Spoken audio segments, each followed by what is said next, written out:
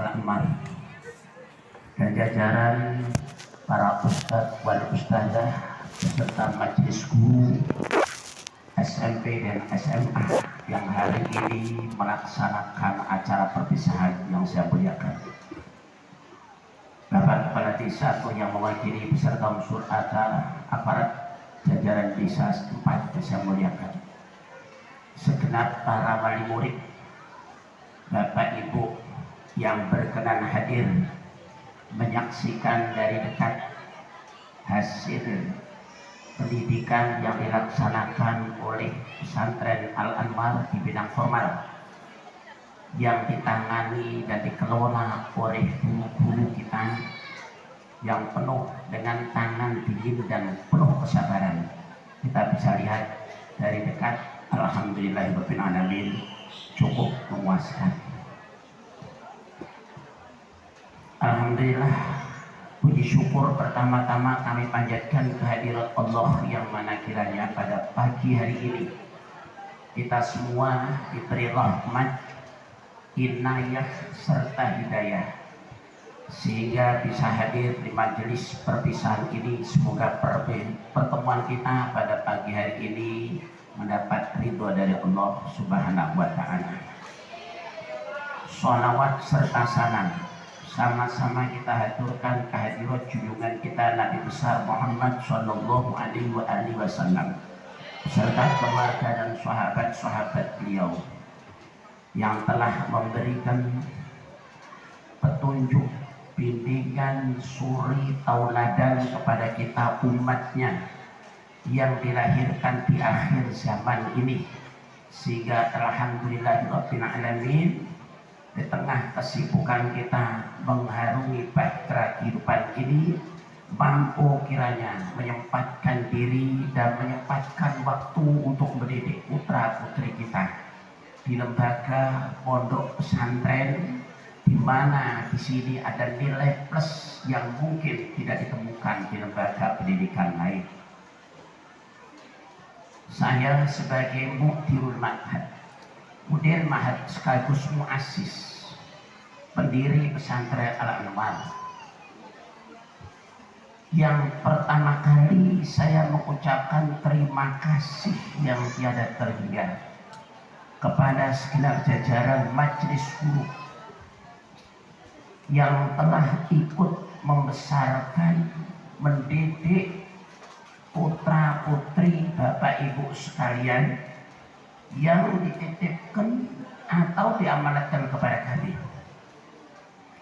Bapak Ibu hadirin sekalian saya hormati,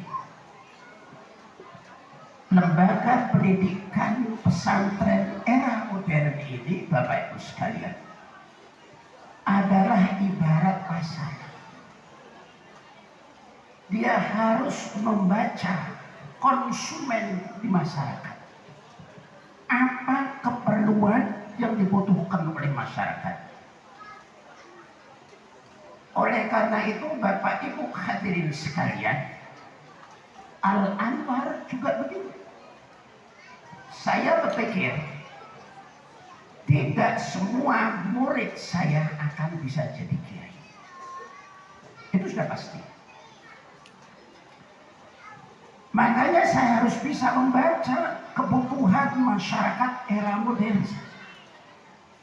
Maka Al-Anmar membuka diri, mulai membuat TK Al-Anmar, SMP Al-Anmar, SMA Al-Anmar. Insya Allah tahun ini akan ada perguruan tinggi swasta di Al-Anmar.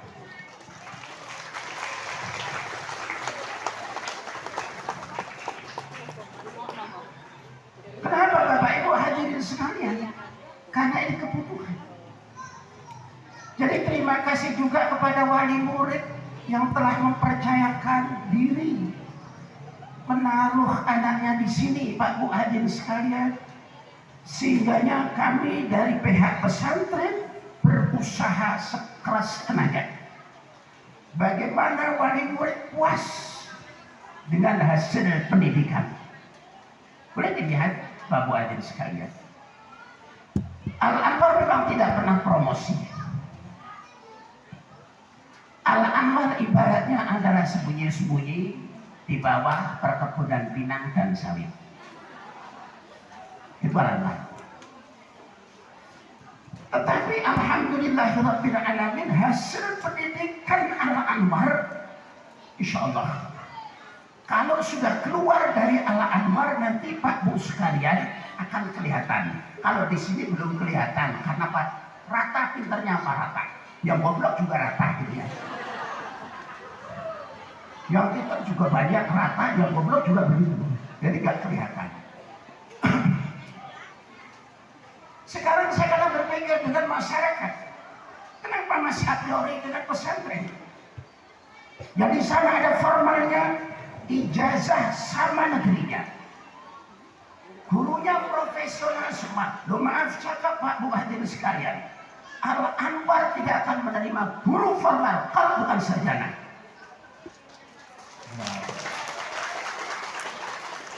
Ini udah tekad saya. Ya kalau cuma tamat SMA ngapain kesini? Murid saya udah pintar dari Anda. Iya. Saya gaji. Kalau nggak saya gaji, gurunya udah pada protes semua, ngambek bangun aja. Hadirin sekalian, ini Al-Anwar memberikan menu yang cukup puas. Menu agama, tamatan SMA ada yang hafal Quran boleh tes. Bukan cuma kata-kata, boleh dicoba. Cari di SMA IT, di SMP IT yang katanya adalah ada plus agamanya, ada yang tamat SMA hafal Quran 30 juz. Tapi di Al-Anwar ada tamat SMP hafal 30 juz, ada tadi juga.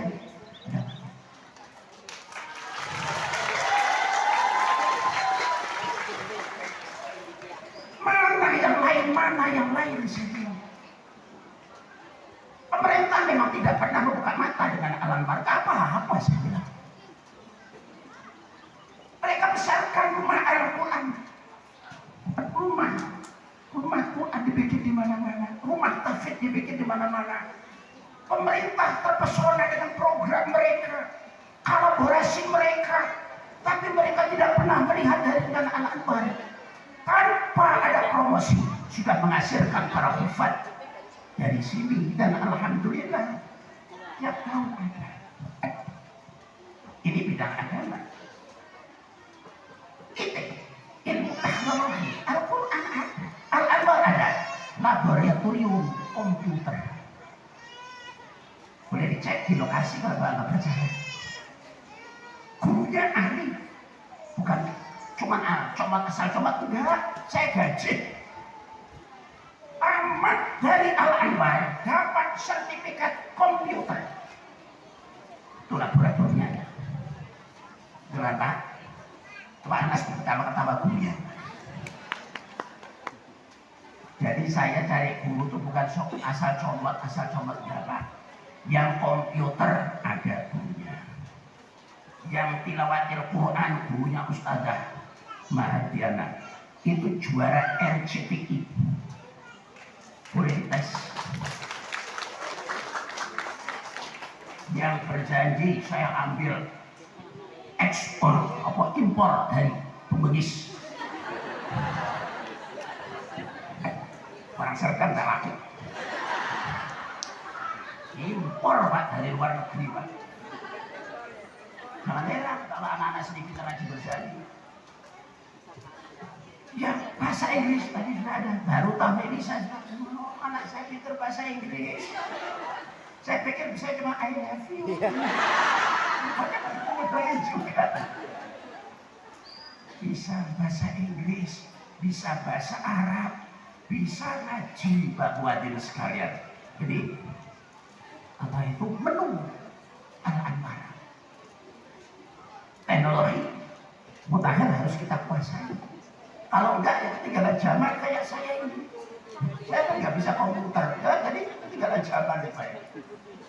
Hadirin sekalian, bahkan tahun ini Pak insya Allah akan dapat BLK.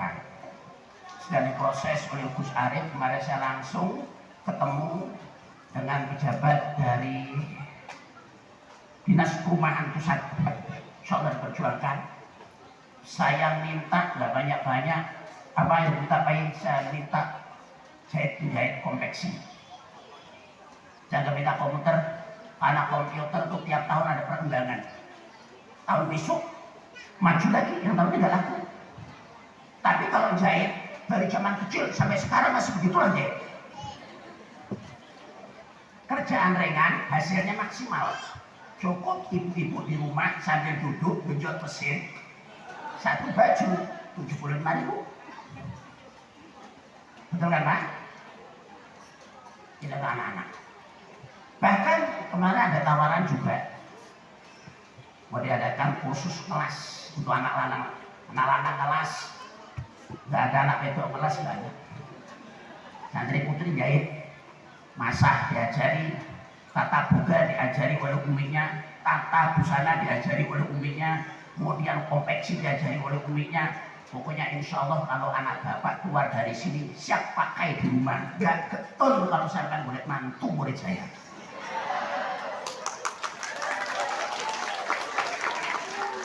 Ya promosi, wong murid gak promosi gimana?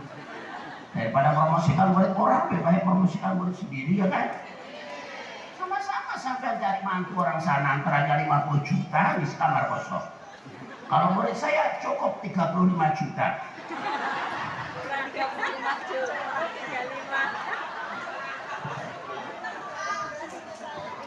Sama-sama di kamar kosong. Pendidikan pinter masak, pinter jahit, yang mana nanti belakang. Sudah itu karena kita di alam Sumatera masih banyak lahan yang kosong, lahan tidur. Bapak sekalian.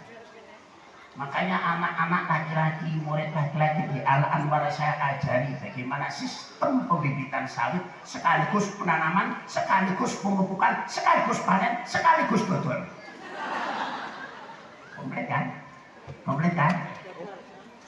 Mulai dari bikin bibit sampai cara nanam sawit, pemupukan sawit, kemudian perawatan sawit, sampai jual murid saya sendiri, sampai terima nota murid saya sendiri. Kenapa Bapak hadir sekarang? Kita sadar orang hidup di Sumatera kalau nggak punya kebun itu ya rugi. Betul apa enggak? Ya kalau hidupnya di Jawa nggak punya kebun ya wajar. Kalau di Sumatera rugi. Makanya saya jadi kiai hidup di Sumatera, saya harus punya kebun kan gitu Pak. Jadi bukan cuma ilmu saja. Ilmu juga bukan cuma pendidikan, tapi ada ilmu pertanian, bagus sekalian. Ilmu perdagangan diajarkan di sini, ada koperasi. Itu umumnya yang aneh, ekonomi. Sekarang ya. Jadi ada anak-anak yang pintar koperasi. Jadi pesantren ini dibangun. Mohon maaf, saya tidak pernah minta iuran dengan Bapak Ibu, betul kan? Pernah kali murid saya kumpulkan urunan satu orang 5 juta pernah. Pernah. Kenapa bangunannya mantap? Di belakang itu bangun lagi saya. 3 lokal tingkat itu, 6 lokal. Kalaunya 10 lokal, bangun sendiri.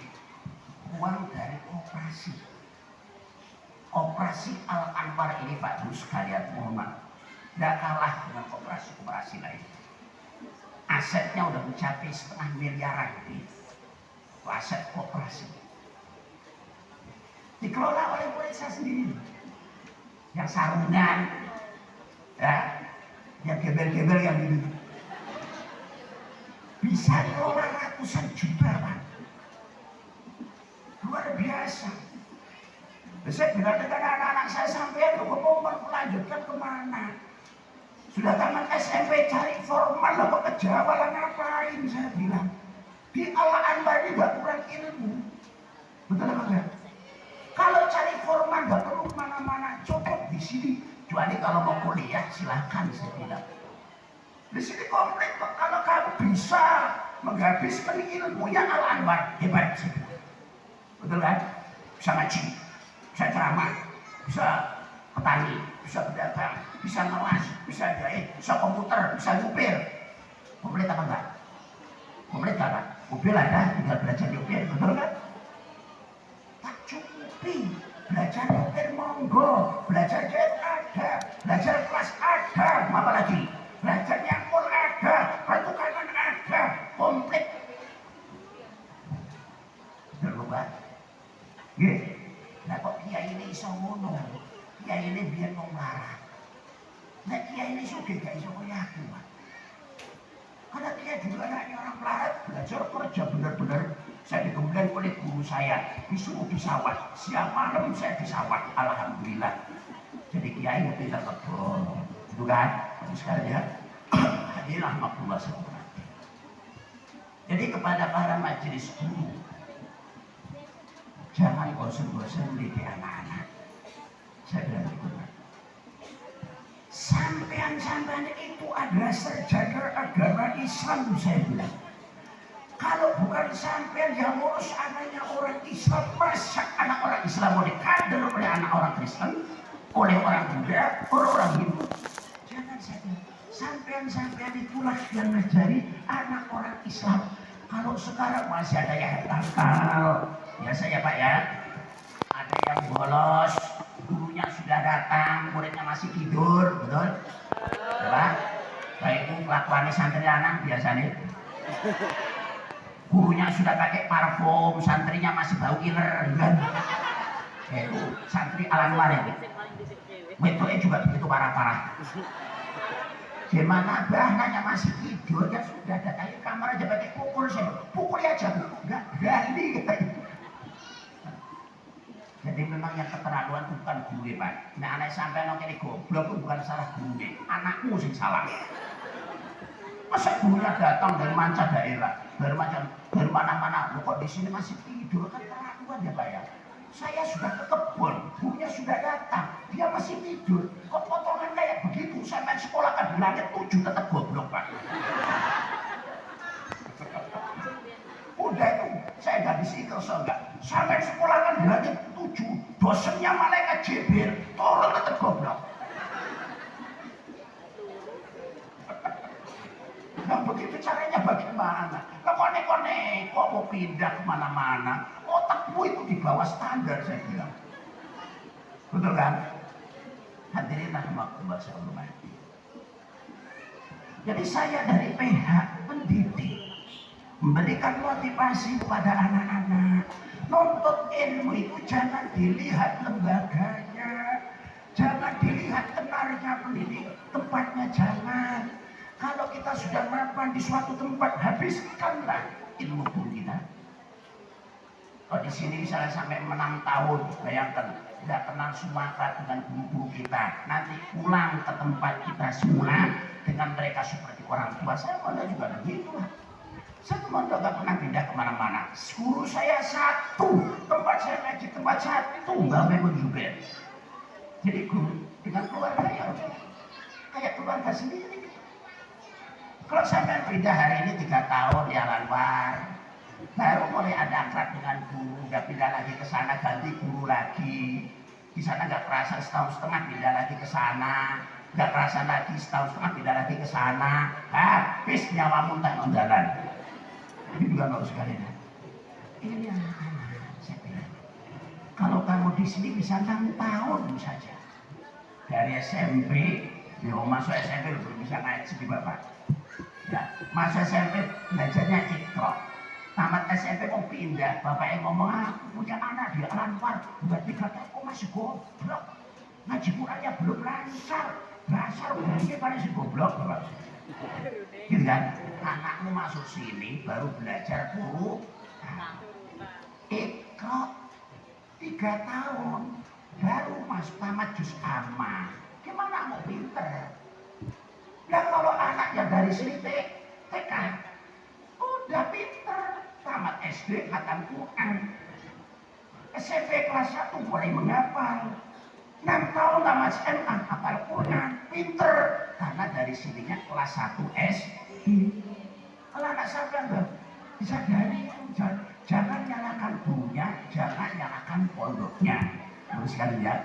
Tapi kalau 6 tahun di sini Insya Allah Qurannya sudah fasih, bahasa Inggrisnya udah bisa, komputernya udah bisa, tinggal ada kuliah. Insya Allah. Hadirin rahimakumullah sekalian. Ya, sebagai seorang guru kayak saya, keinginan besar supaya murid-murid saya nanti jadi orang-orang hebat. Amin Allahumma. Gurunya kayak saya nggak hebat nggak apa-apa, yang penting muridnya hebat. Gitu kan? Ada yang dari dokter, jadi kalau pas saya suntik gratis, ya kan? Ada yang punya rumah makan, kalau saya mampir gratis, dengan bosok yang punya rumah makan kok abah sama Wik mampir setahun sekali belum tentu kok bayar kebangetan. Ya. Ini bagus kan? Ya keinginan. Kalau dunia kayak saya, biar aja dulu kayak begini, Pak. Ya, saya tidak mau tenang-tenang, cuma nggak mau, Pak. Jadi ada perguruan tinggi ke depan itu yang urusan uminya dengan Pak Ridwan. Itu yang urusan saya nggak pakai pisang. Bisanya saya cuma ngajar, kemudian tadi itu saja bagus sekali. Kenapa? Dagang. Saya dagang isi koperasi, nyupir sendiri sama Umi berdua. Kenapa Pak kok nggak nyuruh supir? Karena di waktu nyupir itulah saya banyak bahas program pondok dengan Umi. Karena kesempatannya nggak pernah ada. Umi ngajar, saya ngajar. Saya ke kebun, Umi di rumah. Kemudian ketemu di kamar gak pernah bikin program karena ada PR. Kalau ketemu di kamar kan gak pernah bahas program karena ada PR. PR-nya ada sama Umi. Jadi kesempatan untuk bahas program pas saya nyupir sampai Jambi, bawa dagangan si koperasi, hasilnya untuk bangun pondok. Kemudian saya ke kebun, hasilnya untuk gaji guru. Alhamdulillahirabbil alamin. Saya berdoa kepada Allah jangan sampai guru-guru di sini telat gajiannya. Amin Allahumma. Pokoknya kalau telat sehari itu karena ada libur Ibu ya. Kalau tidak pas libur atau bepergian, insya Allah tepat gajinya. Insya Allah bagus kan. Saya berusaha untuk itu. Jadi itu perjuangan alamat. Bapak Ibu hadirin sekalian saya hormati. Kenapa kok saya tidak mau tenar-tenar kayak orang-orang itu? Saya lebih baik begitu karena apa? Orang itu biasanya kalau terkenal Pak, doanya kurang mandi, kurang terkabul gitu ya. Jadi biarlah saya hidup di pertanian, di kebun, ngajar, ngarit, coba ya. Ngarit kemarin mohon maaf kepada seluruh jiran tetangga pada Panji. Ya, tahun ini saya nggak ada silaturahmi ke tetangga. Karena apa? Pada hari Lebaran murid saya balik semuanya, kambing saya 3 ekor manak bareng. Jadi saya ngurus kambing, jam 3 sore harus ngarit, ngurus kambing. Di belakang ada kambing. Kiai macam saya masih mau ngarit, cari sekolong langit ke ketemu. Ngurus saya, ngurus anak, ngurus santri sekalian. Jadi kalau yang kayak begitu, insya Allah saya mendoakan murid saya setiap saat. Saya doakan murid-murid saya semoga jadi orang-orang hebat. Jadi Bapak Ibu tidak usah doakan ya Yai murid itu anak saya biar. Tidak usah sampai begitu saya doakan. Sampai belum mau udah doa saya. Sampai taruh di sini anak sampai mulai dari TK sudah saya doakan. Sampai tamat SMA saya doakan terus. Setiap waktu saya sholat, kemudian setiap tahajud, saya selalu mendoakan murid saya. Mudah-mudahan ya dari Al-Anwar jadi orang baik-baik. Alhamdulillah Rabbil Alamin. Itu harapan dari kami. Karena guru itu bangga kalau muridnya jadi orang hebat. Walaupun dia sendiri tidak hebat. Ya kan? Bapak-bapak punya guru, bapak ibu cuma S1, punya murid sampai S3, bangga. Wah, muridku sampai S3, itu kan hebat kan? Itu sebuah kebanggaan. Berarti kita sebagai guru berhasil. Maka guru Bapak Ibu sekalian, tidak ada ceritanya guru itu jadi miliarder, jutawan, hartawan tidak ada. Itu sudah ada nasnya dari Rasulullah. Rasulullah mendoakan Allah menjadi ulama, wafkir mu'allimin. Ya Allah, kayakan para ulama itu. Ulama itu punya harta yang banyak, tapi para pendidik jadikan orang marah. Itu sudah dari Rasulullah. Kenapa? Kenapa? Kiai kalau nggak sugih nggak bisa bangun lembaga, betul kan? Tapi guru kalau sugih nggak jadi ngajar, betul kan? Sampai kok kaya nggak mau ngajar, yakin itu. Kalau sudah punya Fortuner sana nggak mau ngajar, luyur terus kemana-mana. Apalagi sudah punya proyek nggak mau ngajar. Makanya cukuplah kayak sampean pakai Supra, kata-kata ada yang sampai jualan kue ya bu ya. Alami ya bu ya. Guru di sini Pak aneh Pak, ngajar sambil nonton anak sambil bawa kresek. Apa bu jualan mbak? Alami. Sambil bawa anak boleh, sambil bawa suami juga boleh. Suami sambil bawa istri juga boleh. Ada yang ngajar bawa suami, bawa istri, bawa anak, bawa kresek, jualan di koperasi. Alhamdulillahirobbil. Kalau jualan di koperasi biar tidak terjadi kecemburuan sosial, mikir kan? Sudah di situ. Kalau dagangan sampean laris biar rezeki dari Allah, gitu kan? Kalau nggak laku rezekinya anak-anak, gitu kan? Kan disodakokan ya bu ya. Masa nggak laku, pulang lagi? Nggak mungkin. Jadi doanya santri-santri ini semoga jualannya itu nggak laku. Nanti disedekahkan sama kami. Itu rezeki dari Bapak Ibu. Tapi insya Allah saya amati dan saya pernah berbincang-bincang dengan para sesepuh dulu. Kebanyakan ya jadi orang-orang hebat itu memang anaknya para guru. Para guru itu menjadi anak orang-orang hebat. Kebanyakan itu. Kenapa ya? Karena bapak dan ibunya itu sebagai seorang pendidik. Jadi mungkin anaknya jadi orang-orang besar itu mulai dari seorang ibu pendidik dan bapak pendidik. Insya Allah Bapak Ibu sekalian, perjuangan panjenengan sami yang ada di sini bersama dengan saya berikan keluasan mendidik anak-anak untuk sekalian ya. Tapi di sini saya pesan dengan anak-anak kami ya, bu kuliah keluar daerah, ingat bahwasanya pendidikan yang ada di pesantren Al-Alumah ini dasarnya adalah pendidikan pesantren yang berhaluan Ahlus Sunnah wal Jamaah an-Nahdliyah. Ahlus Sunnah wal Jamaah yang Nahdlatul Ulama. Kenapa Bapak sekalian? Karena ada Ahlus Sunnah itu tidak punya baik. Contohnya Afghanistan. Afghanistan itu Ahlus Sunnah 97%. Madhabnya Hanafi. Yang cerita bagi saya akhirat dari saya. Kenapa? Di sana itu perempuan tidak ada aturan. Perempuan disuruh pakai cadar, perempuan disuruh pakai tutup semuanya rapet. Ada orang nyanyi, perempuan nyanyi langsung dieksekusi mati. Bleh, bayangkan, itu kan hal yang keliru. Nyanyi dosanya paling-paling bisa kresek, betul kan? Dan membunuh orang itu berapa dosanya? Jadi ini kayak begitu Ahlus Sunnah. Tapi An-Nahdliyah tidak. Jadi Al-Anwar dasarnya itu. Jadi kalau kamu kuliah di mana saja nak, jangan terpengaruh dengan yang cadaran, yang pakai celana komprang, nggak perlu lah. Yang biasa-biasa, karena kita ini menyelesaikan kehidupan. Tidak semua persoalan hidup bisa diselesaikan oleh orang laki-laki. Masih butuh tangan dingin perempuan, betul enggak? Lihat, itu yang harus disadari. Ekonom Indonesia bukan laki-laki, tapi wanita. Emangnya orang Afghanistan hebat semua? Perempuan yang dijadikan sebagai pelampiasan seksual baik, nggak boleh berkiprah. NU tidak membuka lebar. Ekonom wanita ada, diplomat wanita kita punya. Kita harus ucapkan